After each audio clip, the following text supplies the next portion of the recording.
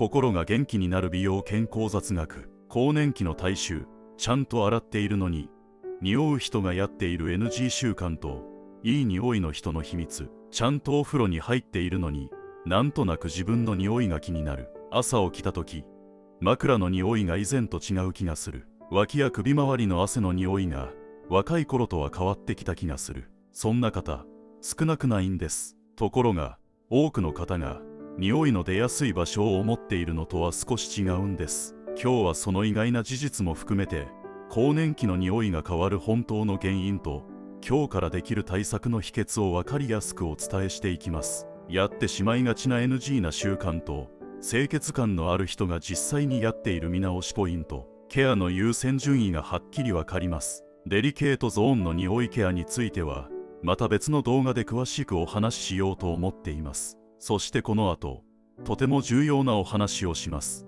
最後まで見ていただければいい匂いに変わる習慣がわかります。なぜ更年期で匂いが変わるのか。まずなぜ更年期になると匂いが変わりやすいのかを知っておきましょう。女性ホルモンのエストロゲンには皮脂の分泌や酸化を抑える働きがあります。ところが更年期になるとこのエストロゲンが急激に減少します。すると皮脂が酸化しやすくなり加齢臭の原因となる物質が増えやすい状態になるんです。さらに更年期特有のホットフラッシュで急に汗をかくことが増えますよね。汗そのものは出た直後はほぼ無臭なのですが、皮脂や皮膚の常在菌、衣類についた菌などと混ざることで匂いが発生しやすくなります。更年期はこの組み合わさる機会が増えやすいので今までと同じケアでは追いつかなくなることがあるんです。つまり皮脂の変化と汗と菌の組み合わせ、この2つが重なるのが更年期の匂いの変わりやすさの正体なんです。一生懸命ケアしているのに気になるというのはあなたのせいではありません。体の変化にケアの方法が追いついていないだけなんです。そこを整えてあげることで匂いの感じ方が変わってくる方は少なくありません。では自分に加齢臭があるかどうか今日ご自宅で確認できる方法をお伝えします。一番確実なのは1日着た服や枕カバーをビニール袋に入れて口をしっかり閉じ一度外の空気を吸って鼻をリセットしてから嗅ぐ方法です。古本やろうそく、枯れ草のような油っぽい匂いがした場合加齢臭のサインかもしれません。もっと手軽に確認したい方は耳の後ろやうなじをティッシュや指でこすってその匂いを嗅いでみてください。ちなみに自分の匂いは毎日嗅ぎ慣れてしまっているので気づきにくいものです。だからこそ着た後の服や枕カバーなど匂いが移りやすいものを使って確認する方が分かりやすいことがあります。気になった方もそうでない方もここからお伝えするケアを知っておくとこれからの予防にも必ず役立ちます。意外な事実、加齢臭はどこが一番。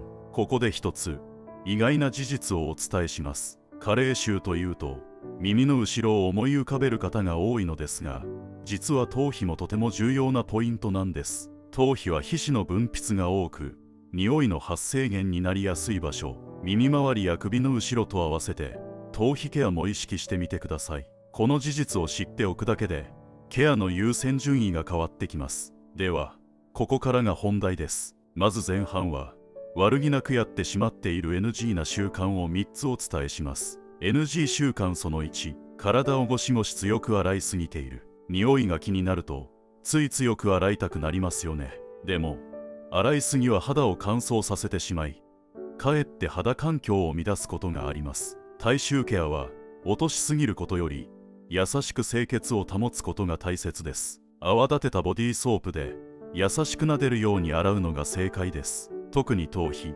首の後ろ、耳の周りは皮脂が出やすい場所なので意識して丁寧にでも優しく洗いましょう。ボディーソープの選び方。ボディーソープを選ぶ時のポイントは3つです。洗浄力が強すぎないこと、保湿成分が入っていること、そして香りが強すぎないこと。選ぶ時は成分表にグリセリンやセラミドが入っているものを意識してみてください。グリセリンは洗った後も肌の水分を守ってくれる成分で、セラミドは肌のバリアを整えて菌が繁殖しにくい状態を作ってくれます。更年期の肌はこのバリアが弱くなりやすいので、洗いながら補えるタイプが特におすすめなんです。無理に買う必要はないですが、参考として肌に優しくて効果的なデオドラントソープも概要欄に載せておきますね。 NG 習慣その2、柔軟剤をたっぷり使っている。いい香りにしたくて柔軟剤を多めに使っている方も多いと思います。ところが衣類に染み込んだ匂いと柔軟剤の香りが混ざるとかえって不快な匂いになってしまうことがあります。まずは匂いの元になっている皮脂や汗を洗い落とすことが先決です。特に匂いが気になる衣類はその日のうちに洗うことが大切です。放置すればするほど繊維の奥に匂いが染み込んでしまいます。柔軟剤はあくまで仕上げ、洗浄が先です。 NG 習慣その3、汗をかかない生活が続いている。汗をかく機会が少ない生活が続くとさらっとした汗をかきにくくなることがあります。汗腺は使わないと機能が衰えてしまうことがあります。衰えた汗腺から出る汗はアンモニアや乳酸など不純物が多くなりやすく、それがベタついて匂いやすい汗の原因になることがあります。じんわり汗をかく習慣をつけることが匂い対策の土台になります。汗をかかないようにするのではなく、いい汗をかける体にしていくことが大切なんです。これから気温が上がってくる時期は寝る時の服装でも汗の質が変わりやすいので見直してみるのもおすすめです。また食事も匂いに大きく関わっています。動物性脂肪の多い食事やアルコールが続くと皮脂が増えて匂いが気になりやすくなることがあります。毎日完璧にする必要はありませんが、こういった食材が続いた翌日は野菜中心の食事を意識してみてください。朝シャンの習慣がある方も多いですが、夜に汚れを落とさずに寝ると皮脂や汗が残りやすくなります。基本は夜に洗って1日の汚れをリセットしてから眠るのがおすすめです。見直しポイント4つ。さてここからは後半です。清潔感のある人が無理なく続けている見直しポイントを4つお伝えします。見直しポイントその1、ぬるめのお風呂でゆっくり汗をかく習慣をつける。38度から40度くらいのぬるめのお湯に15分ほどゆっくり浸かる。これだけで汗をかきやすい体になっていきます。熱いお湯は交感神経を刺激して逆に体を緊張させてしまうので、ぬるめがポイントです。お風呂が難しい日は軽いウォーキングでも構いません。じんわりと汗をかく習慣を週に数回から始めてみてください。見直しポイントその2、枕カバーと肌着をこまめに洗う。実は匂いの多くは皮膚ではなく衣類や寝具に染み込んでいます。特に枕カバーは頭皮の皮脂が毎晩直接触れる場所です。こまめに洗って清潔を保つだけで朝起きた時の寝室の匂いが随分変わってきます。また肌着は通気性と吸湿性の良いコットン素材がおすすめです。乾かす時も生乾きにならないようしっかり乾燥させることが大切です。見直しポイントその3、頭皮、首の後ろ、耳周りを意識して洗う。